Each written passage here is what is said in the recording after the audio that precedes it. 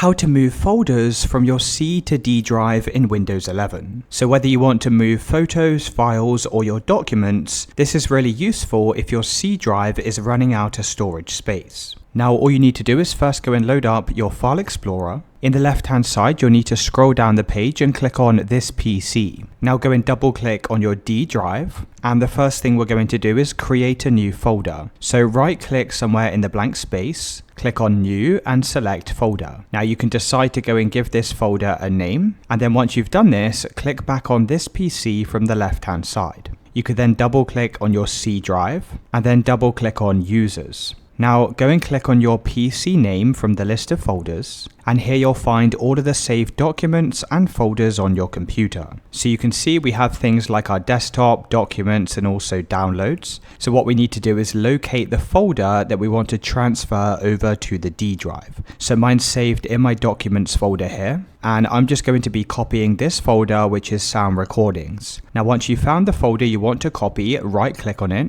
Now click on Properties. Now from this tab, go and click on Location. You could then click on the Move button. Now on the left hand side, scroll down to this PC. You could then double click on your D drive and then select the folder that you just created and press Select Folder. Now click on Apply. You'll get this warning message, press Yes, and then go and press OK. Now all of your folders will now be transferred over to the D drive. So if I come over to my D drive, you can see here are the folders that we just transferred.